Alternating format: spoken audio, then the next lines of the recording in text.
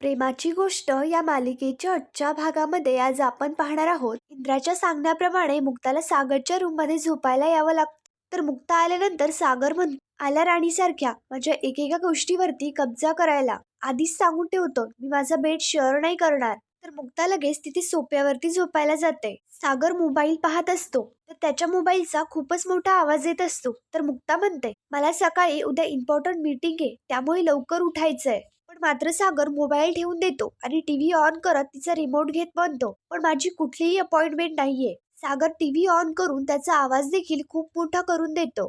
सागर मुक्ताला त्रास देण्याचा प्रयत्न करत असतो.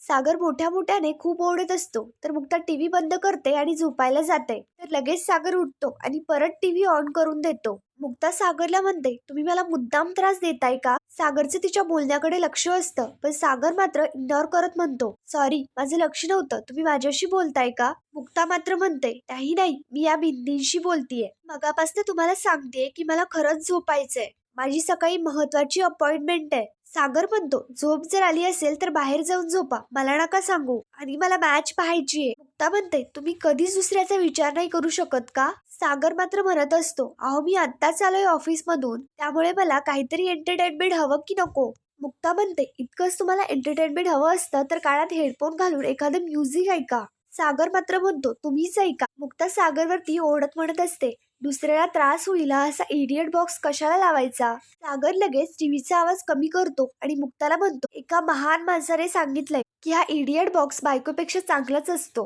केव्हाही बंद करता येतो, पण तुमचं तोंड बंद करण्याचा रिमोट जर असताना तर आत्ता घेऊन आलो असतो. सागर टीव्हीचा आवाज परत वाढवून देतो. मुक्ता म्हणत असते, आवाज कमी करा नाहीतर मी मम्मींना नाव सांगेल. मुक्ता म्हणत असते, अहो मी माणूस आहे, मला झोपेची गरज आहे. सागर म्हणतो, ज्याला गरज असते ना त्याला अक्कल नसते, आणि ज्याला जर खरंच झोप आली असेल ना तर तो कुठेही झोपू शकतो.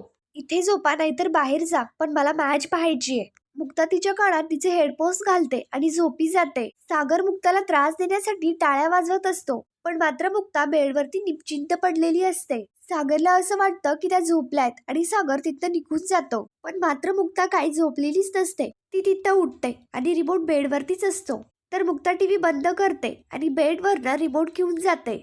मुक्ता झोपी जाते. टीव्ही बंद झाली हे पाहता सागर लगेच बाहेर येतो. हे सगळं पाहता सागर स्वतःशीच म्हणतो, 10 वर्षाच्या मुलासारखं करतात या.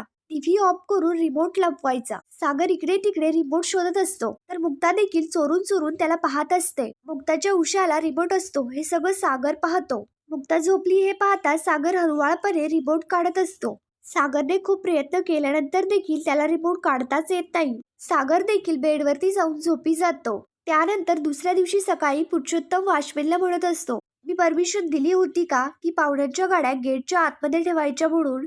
तर वॉचमॅन सांगू लागतो की या समोरच्या इंदिरा मॅडम 102 वाल्या त्या म्हणाल्या की त्यांनी तुमची परमिशन घेतलीये म्हणून मी गाड्या आत सोडल्या. लगेच तेवढ्यात इंदिरा ओढत येते की कोणाचा आवाज आहे हा? इंदिरा विचारते, काय झालं? पुरुषोत्तम म्हणू लागतो, काही नाही, ते आपल्या सोसायटीमध्ये पार्किंग वरनं काहीतरी इश्यू झाला होता. तर लगेच तिथली एक बाई म्हणते, अहो घाबरताय काय, डायरेक्ट सांगा ना की यांच्यामुळे झाला होता म्हणून. तुमच्या गेस्टमुळे माझी गाडी पार्किंगच्या बाहेर लावावी लागली. एवढाच जर शॉक असेल ना तुम्हाला पार्टी करण्याचा तर बाहेर हॉल घेऊन करा.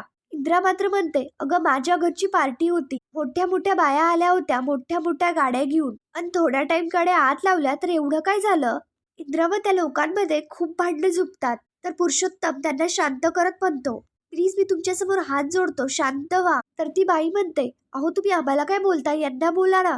तर इंदिरा म्हणते, ते काय बोलणार, त्यांची बाई सुद्धा आमच्या पार्टीमध्ये नाचत होती. काय हो माधवीताई, तुम्ही तरी सांगा, किती मोठ्या मोठ्या घराण्यातल्या बायका आल्या होत्या, केवढ्या श्रीमंत होत्या. माधवी म्हणते, नाही म्हणजे मी फक्त त्यांच्या साड्या पाहिल्या, गाड्या नाही पाहिल्या, त्यामुळे हा पार्किंगचा प्रॉब्लेम माझ्या लक्षात नाही आला. माझ्या लक्षात नाही आलं की त्यांनी असा परस्पर कायदा मोडलाय. इंदिरा म्हणते, आणि अहो तुम्ही माणसं, माझ्या नवऱ्याने यांच्यावरती दया दाखवून यांना सेक्रेटरी केला तेव्हा कुठे गेला होता तुमचा कायदा? हे बघा, सगळ्यांनी गपगुमान आपल्या खोलीत जायचं, नाहीतर सगळ्यांचे एकेकांचे दाखले दाखवीन. मला सगळ्यांच्या एक गोष्टी माहिती आहेत. इंद्राचं हे सगळं बोलणं ऐकताच पुरुषोत्तम तिच्यासमोर हात जोडत म्हणतो, इंद्राताई मी तुम्हाला रिक्वेस्ट करतो, तुम्ही आधी शांत व्हा, मी या सगळ्यांशी बोलतो. इंद्रा लगेच तिथं आतमध्ये निघून जाते. पुरुषोत्तम त्या लोकांसमोर देखील हात जोडत म्हणत असतो की तुम्हीही शांत व्हा, पुढच्या सोसायटीच्या मीटिंग मध्ये मी हा मुद्दा मांडतो. तर लगेच त्यातली एक बाई म्हणते, हो बरोबर आहे ना, तुमची मुलगी दिली यांच्या घरात, त्यामुळे तुमचा आवाज देखील बंद झाला. तर लगेच ते लोक तिथं निघून जातात.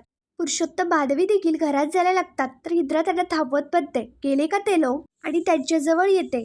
तर पुरुषोत्तम इंद्राला म्हणतो, इंद्राताई तुम्ही मला आधी हे सांगायचं तरी. इंद्रा मात्र म्हणते, अहो तुम्हाला जर मी आधी सांगितलं असतं तर तुम्ही मला करू दिलं असतं का? नाही म्हणलं आपल्या घरचा सेक्रेटरी आहे तर कशाला विचारायचं? तुम्ही या लोकांच्या नादी नका लागू. सोयरी कापली आहे त्यांची नाही. आणि इंद्र हसतच तिथं निघून जाते. तर पुरुषोत्तम लगेच माधवीला म्हणतो, माधवी आता जे लोक चिडून गेले ना तर त्यांचा मुद्दा बरोबर होता. मी खरं तर यांच्या बाजूने उभं राहायला हवं होतं, पण आपल्या मुक्तासाठी गप्प राहावं लागलंय. माधवी मात्र म्हणते, आपल्याला इतका त्रास होतोय तर मुक्ता त्यांच्या घरी राहून कसं निभावत असेल. त्यानंतर इकडे दुसरीकडे इंद्राच्या घरी सगळे टेबलवरती बसलेले असतात. तर बापू इंद्राला म्हणतात, आज काय जरी झालं तर तू सागरशी बोल. इंद्रा होकार देते. तेवढ्यात तिथे मुक्ता सईला रेडी करून आणते.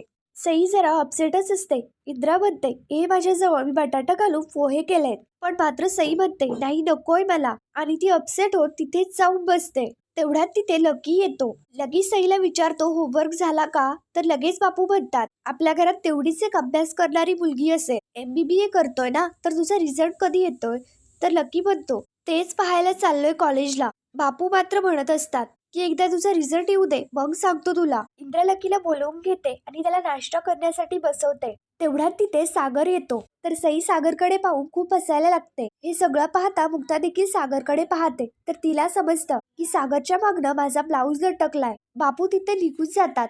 मुक्ता तर खूप घाबरून जाते. सागर पुढे चालायला लागतो तर सगळेच त्याची ही अवस्था पाहतात. लकी, स्वाती सगळेच त्याच्यावरती हसत असतात. मुक्ता ते कापड काढण्याचा प्रयत्न देखील करत असते. सई व सगळेच खूप हसत असतात. स्वाती देखील खूप चिडवत असते. स्वाती मुक्ताला चिडवत म्हणते, काय गे मुक्ता, आता तुझे कपडे देखील त्याचा पिच्छा सोडत नाहीयेत.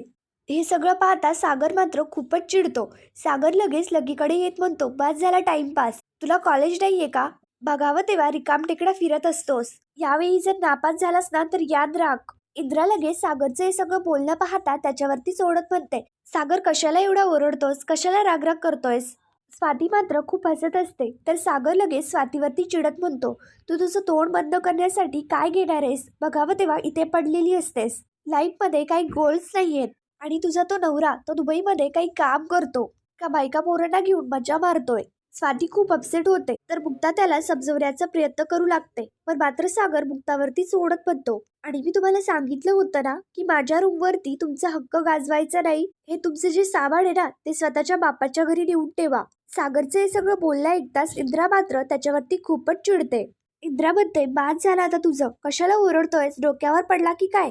सगळ्याला घाडू पाडू कशाला बोलतोयस? सागरचं हे सगळं बोलणं पाहता सई मात्र खूप घाबरून गेलेली असते. इंद्रा म्हणते, नाश्ता तरी करून जा. पण सागर म्हणतो, ताई मी ऑफिसमध्ये खाईल. तेवढ्याच सई सागरला ऍपल देत म्हणते, पप्पा हे घे.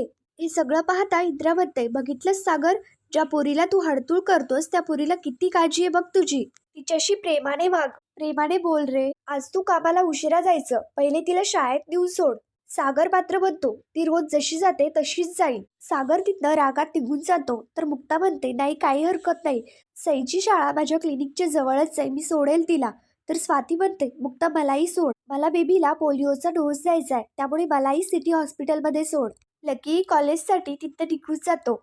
पुढील भागामध्ये आपण पाहणार आहोत, सागर सईच्या स्कूलमध्ये आलेला असतो. तर स्कूलच्या प्रिन्सिपल टीचर सईची मॅथ नोटबुक दाखवत म्हणतो, ही सईची मॅथची नोटबुक, या स्कूलमध्ये अशा चुका परत चालणार नाही. सई बाहेर उभी असते. सईच्या शेजारी अजून एक मुलगी असते.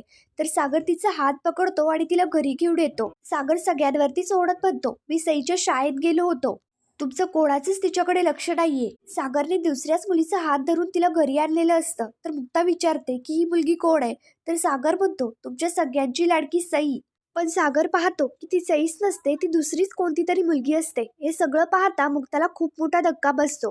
पुढील भागांच्या डेली अपडेट्ससाठी मराठी रंग या चॅनलला लगेच सबस्क्राईब करा. धन्यवाद.